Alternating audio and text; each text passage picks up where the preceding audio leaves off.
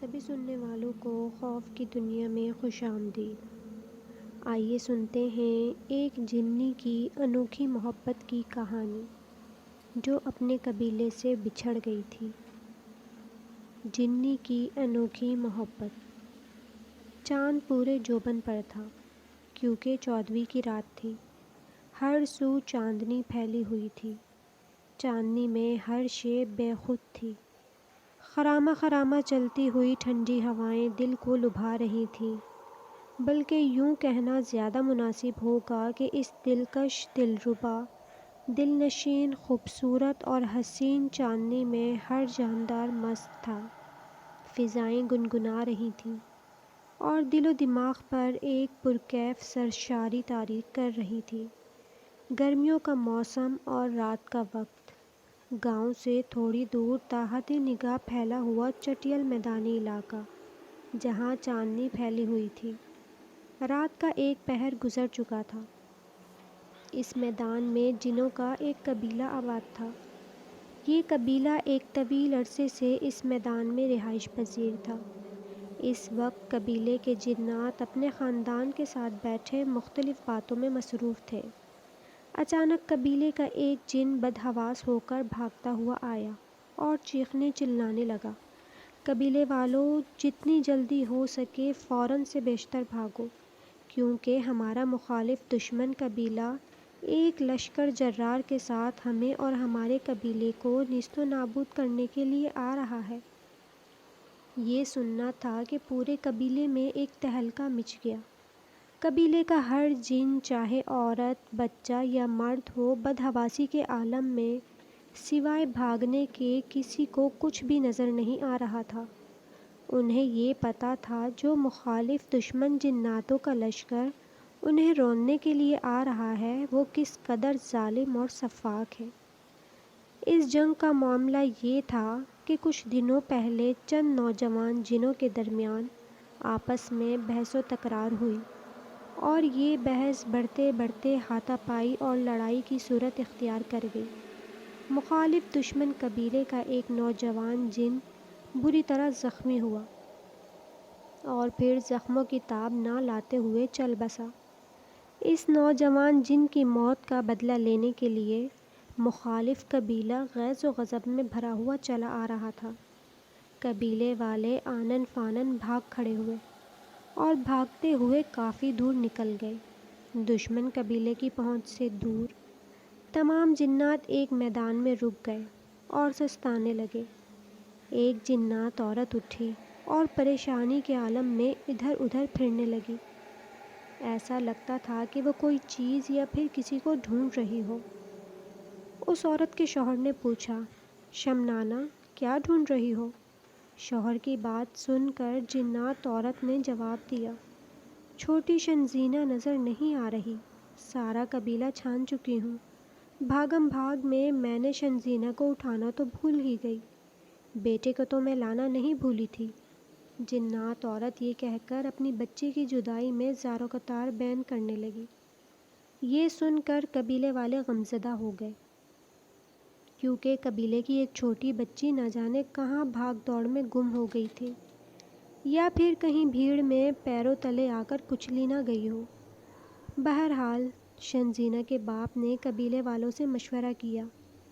اس کے بعد چند جن مل کر بچی کو ڈھونڈنے کے لیے فوراً اسی میدانی علاقے کی طرف اڑے جہاں سے وہ بھاگ کر آئے تھے۔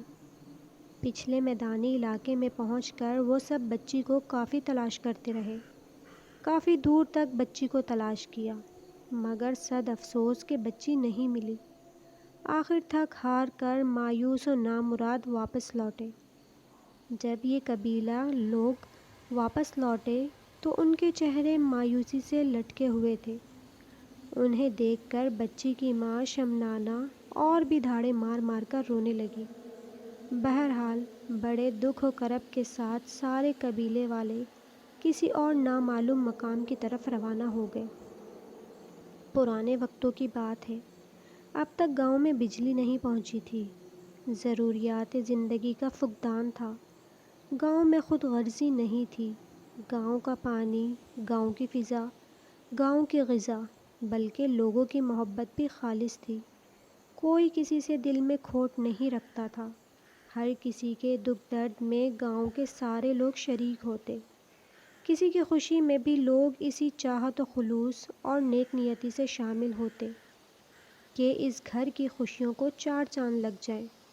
کام کاج سے سرشام ہی فارغ ہو کر عورتیں، نوجوان اور بوڑھے اپنی اپنی جگہوں پر بیٹھ جاتے اور اس طرح ایک محفل جم جاتی جہاں جوان اور نوجوان لوگ اپنے بڑے بوڑھوں سے ان کی جوانی کی زبانی قصے کہانیاں اور تجربات سنتے۔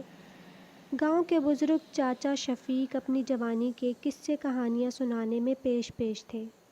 ہر روز مردوں کی ایک ٹولی چاچا شفیق کے گرد بیٹھ جاتی اور پھر ان سے ایسی باتیں سننے کی فرمائش کر دی جاتی اور پھر چاچا شفیق اپنی باتیں سنانے میں مگن ہو جاتے۔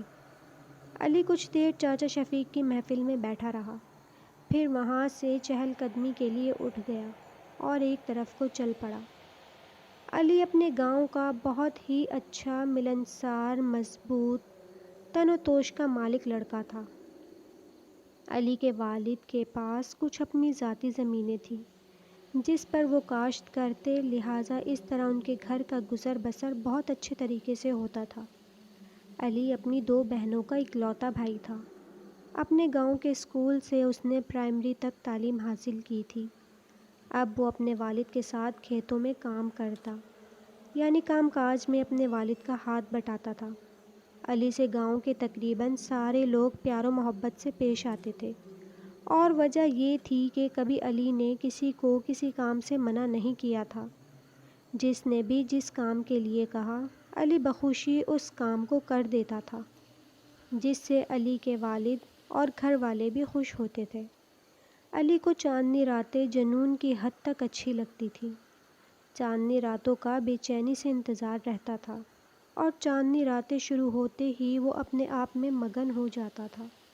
اپنے سارے کام سرشام ہی ختم کر لیتا، اور جب چاندنی ہر سو پھیل جاتی اور اس چاندنی میں ہر شے نہا جاتی تو علی بہت خوش ہوتا اور پھر کسی طرف نکل جاتا اور رات گئے تک تنہائی میں بیٹھا چاندنی سے لطف اندوز ہوتا۔ علی اس روز چاندنی کے سحر میں مدہوش گاؤں سے ملک میدان میں پہنچ گیا۔ وہ بہادر اور جی دار بھی تھا۔ کسی قسم کا ڈر و خوف اس کے قریب نہیں پھٹکتا تھا۔ میدان میں کھڑا ہو کر علی ایک عجیب قسم کی سرشاری محسوس کرنے لگا۔ چاند کو بغور دیکھنے میں محو تھا کہ اچانک اسے محسوس ہوا کہ کوئی ہیولا اس کی طرف دوڑتا چلا آ رہا ہے، اور پھر وہ ہیولا جیسے ہی اس کے قریب آیا، چشم زدن میں وہ ہیولا اس کے جسم سے چپک گیا۔ اس کے بعد علی کا پورا جسم سن ہو کر رہ گیا۔ اسے ایک انجانا خوف محسوس ہوا۔ وہ ڈر گیا اور مجسم سہم گیا۔ اس کے ارد گرد کوئی بھی ذی روح موجود نہیں تھا۔ علی پر ڈر و خوف مسلط ہو چکا تھا۔ وہ سرپٹ دوڑتا ہوا گھر کے سامنے پہنچ کر بے ہوش ہو گیا۔ گھر والے اسے اٹھا کر کمرے میں لائے اور اسے چارپائی پر لٹا دیا۔ تھوڑی دیر بعد جب اسے ہوش آیا تو اس نے اپنے ساتھ بیتے ہوئے واقعات کو منو ان گھر والوں کو سنا دیا۔ یہ سن کر اس کے والد نے علی کو منع کیا کہ آئندہ رات کے وقت وہ گھر سے دور کہیں نہ جائے۔ دن گزرتے رہے اور علی عمر کی دہلیز پار کرتا رہا۔ وہ 20 سال کا گبرو جوان بن چکا تھا۔ اب وہ ایک غیر معمولی طاقتور جوان تھا۔ گاؤں کی جوان لڑکیاں اس کی ایک التفات کی نظر کے لیے ترستی تھیں، لیکن مذہبی گھرانہ، والدین کی تربیت اور شریف اولاد ہونے کے ناطے وہ عشق و محبت جیسے خرافات سے دور تھا۔ علی کو اکثر اپنے ارد گرد کچھ غیر محسوس حرکات محسوس ہوتی تھیں۔ رات میں کبھی کبھی تو ایسا بھی محسوس ہوتا تھا کہ کوئی ہیولا اس کے کمرے میں موجود ہے۔ وہ ہیولا اس کے قریب آتا اور اس کے جسم کا حصہ بن جاتا۔ اکثر ایسا ہوتا کہ گاؤں کے کتے علی کے قریب نہیں آتے اور علی کو دیکھ کر دور ہی سے بھاگ جاتے، لیکن علی کبھی ان باتوں پر توجہ نہ دیتا۔ کبھی کبھی علی کا کمرہ رات کے وقت گلاب کے پھول کی بھینی بھینی خوشبو سے مہک اٹھتا اور پھر یہ خوشبو صبح ہونے تک غائب ہو جاتی۔ کبھی جب وہ اپنے سر میں درد محسوس کرتا تو اسے اپنے ماتھے پر کسی کے ہاتھ کا لمس محسوس ہوتا اور پھر درد فوراً ہی ختم ہو جاتا۔ ایک دن علی کی والدہ نے ساتھ والے گاؤں میں علی کو بھیجا، جہاں علی کی بے اولاد خالہ رہتی تھی۔ خالہ کی طبیعت کچھ دنوں سے خراب تھی۔ علی کی والدہ نے کچھ چیزیں بھی علی کے ہاتھوں بھیجی تھیں، یعنی علی اپنی خالہ کی عیادت کے لیے ان کے گھر پہنچا۔ خالہ کے گھر میں علی بیٹھا تھا کہ اسے ایک لڑکی نظر آئی جو اس کے باہر سے آئی تھی۔ اس لڑکی کی سادگی اور حسن نے علی کا دل موہ لیا۔ شاید یہ پہلی نظر کی محبت تھی۔ علی کو بھی اس لڑکی کی نظر میں اپنے لیے پسندیدگی محسوس ہوئی۔ لڑکی نے خالہ سے چند باتیں کی اور پھر واپس اپنے گھر چلی گئی۔ لڑکی کے جانے کے بعد علی نے اس لڑکی کے بارے میں خالہ سے دریافت کیا تو خالہ نے بتایا کہ یہ لڑکی جس کا نام گل ہے، اس کے والد وفات پا چکے ہیں اور والدہ کپڑے سینا پرونا جانتی ہیں، لہٰذا وہ عورتوں کے کپڑے سی کر اور پھر تھوڑی سی زمین بھی ہے جسے انہوں نے کسی اور کے حوالے کر رکھا ہے، جو کہ فصل کا کچھ حصہ ان کو دے دیتا ہے، اور اس طرح گل کے گھر کا گزر بسر ہوتا ہے۔ علی نے خالہ کو جب اپنی پسندیدگی کے متعلق بتایا کہ خالہ مجھے گل بہت اچھی لگی، اور کیا ایسا ہو سکتا ہے گل سے میری شادی ہو جائے، اور یہ بغیر آپ کی مدد کے نہیں ہو سکتا۔ علی کی باتیں سن کر خالہ بہت خوش ہوئیں۔ خالہ نے بتایا، علی بیٹا، واقعی تم نے بہت اچھا فیصلہ کیا۔ گل بہت ہی اچھی لڑکی ہے، 5 وقت کی نماز باقاعدگی سے پڑھتی ہے اور فارغ وقت میں میرے کام میں بھی ہاتھ بٹاتی ہے۔ بہرحال میری کوشش ہوگی کہ گل سے تمہاری شادی ہو جائے۔ آج علی کی زندگی جیسے بدل گئی تھی۔ اسے ہر چیز خوبصورت نظر آ رہی تھی۔ آج وہ ایک نئے جذبے سے روشناس ہوا تھا۔ گھر پہنچ کر اس نے اپنی والدہ کو بتایا کہ میں نے خالہ کے پڑوس میں ایک لڑکی گل نامی دیکھی ہے جو کہ مجھے بہت پسند آئی ہے، اور میں نے خالہ سے اپنی پسندیدگی کا اظہار بھی کر دیا ہے۔ علی کی باتیں سن کر اس کی والدہ بہت خوش ہوئیں، اور یہ باتیں انہوں نے علی کے والد کو بتائیں تو علی کے والد بھی اپنے بیٹے کی خوشی میں بہت خوش ہوئے۔ اس بات کا چرچا بہت جلد پورے گاؤں میں ہو گیا، جسے سن کر گاؤں والے بھی بہت خوش ہوئے، اور پھر بہت جلد علی کی منگنی گل سے ہو گئی۔ علی بہت خوش تھا، وہ پھولے نہیں سما رہا تھا۔ اس کی زندگی کا شب و روز بہت ہی خوش کن ہو گیا تھا۔ ایک رات علی نے خواب میں دیکھا کہ ایک بہت ہی خوبصورت لڑکی علی سے کہہ رہی ہے، میں تم سے بچپن سے محبت کرتی ہوں، تم کسی اور کے نہیں ہو سکتے۔ یہ سن کر علی نے جواب دیا، تم بہت خوبصورت ہو، لیکن میں تو گل سے محبت کرتا ہوں۔ لڑکی نے جب علی سے یہ سنا تو غیظ و غضب میں آ گئی، غصے سے جیسے وہ پاگل ہو گئی۔ اس کی آنکھیں جیسے انگارہ برسانے لگی، اس کا چہرہ سرخ ہو گیا، اور پھر اس نے چلا کر کہا، اگر ایسا نہیں ہوا تو میں گل کو مار دوں گی۔ علی نے ایک چیخ ماری اور نیند سے جاگ گیا۔ اس کا پورا جسم پسینے سے شرابور تھا۔ علی نے اللہ کا شکر ادا کیا کہ یہ خواب تھا۔ دن میں علی کو پتہ چلا کہ رات کے وقت گل کے مکان میں خود بخود آگ لگ گئی تھی۔ زیادہ نقصان نہیں ہوا تھا۔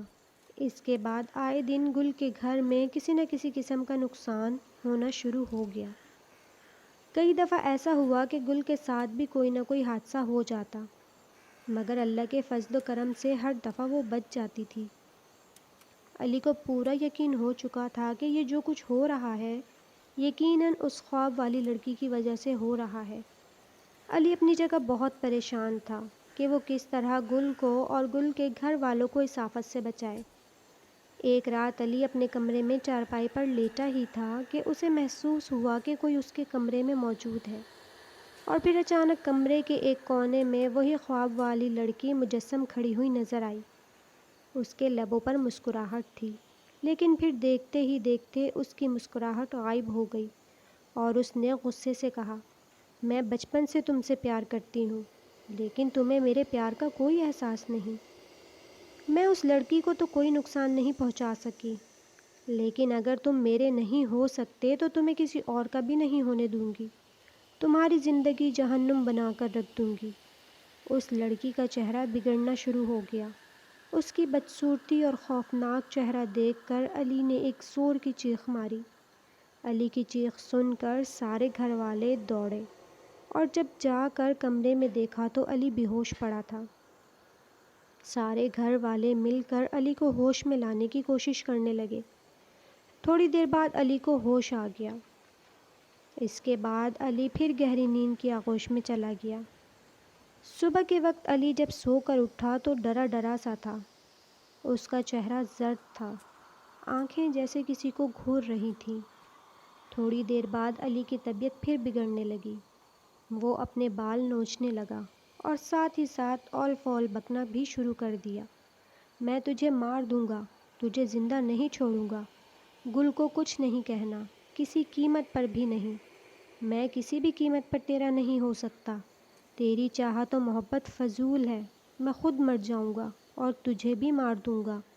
اور پھر وہ اپنے بال بری طرح سے نوچنے لگتا۔ علی کی بگڑتی ہوئی حالت ناقابل دید تھی۔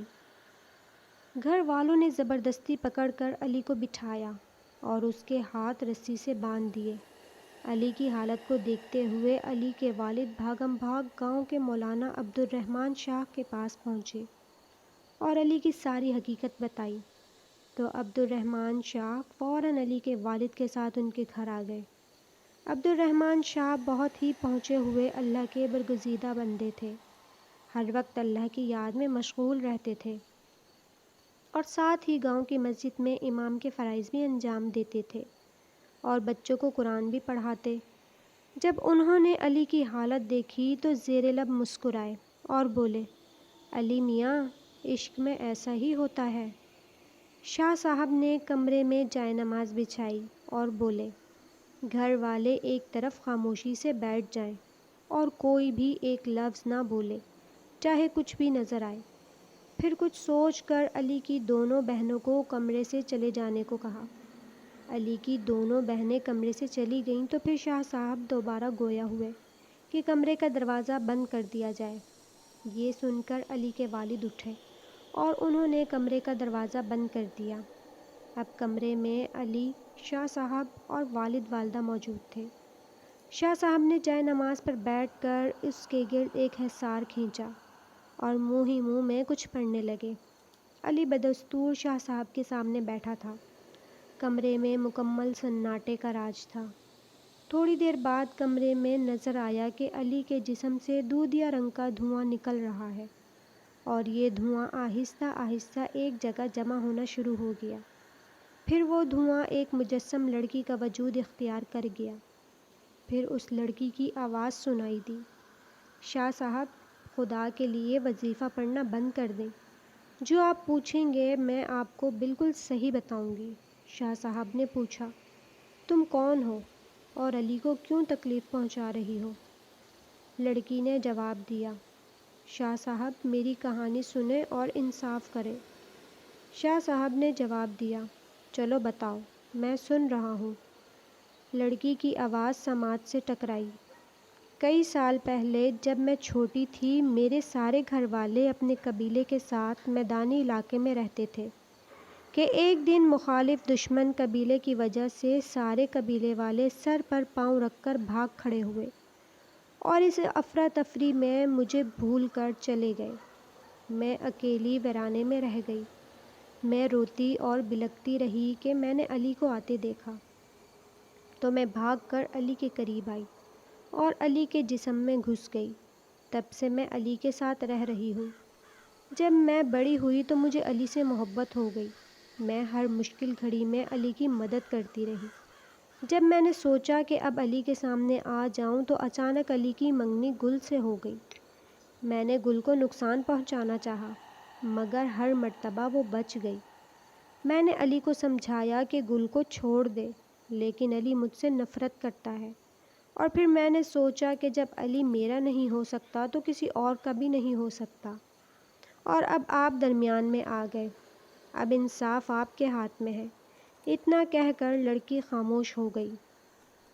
شاہ صاحب نے ساری باتیں سن کر کہا، یہ تو بڑی انوکھی محبت ہے بیٹی، تم ایک جن زادی ہو اور ایک انسان کی شادی جن زادی سے نہیں ہو سکتی۔ اگر علی تمہیں تمہاری اصلی صورت میں دیکھ لے تو سوائے مرنے کے اور کچھ نہیں ہوگا۔ اور کیا تم چاہتی ہو کہ علی مر کر ہمیشہ ہمیشہ کے لیے تم سے جدا ہو جائے؟ اور ویسے بھی محبت پانے کا نام نہیں، چاہت تو چاند سے بھی ہوتی ہے، لیکن ضروری نہیں کہ انسان چاند کو اپنا بنا لے۔ بیٹی خود غرض نہ بنو۔ میں یہ نہیں کہتا کہ تم علی سے محبت کرنا چھوڑ دو، لیکن اسے حاصل کرنے کا خیال دماغ سے نکال دو۔ تم ایک اچھے دوست کی طرح علی کے قریب رہو، میری باتوں پر دل کی گہرائی سے سوچو۔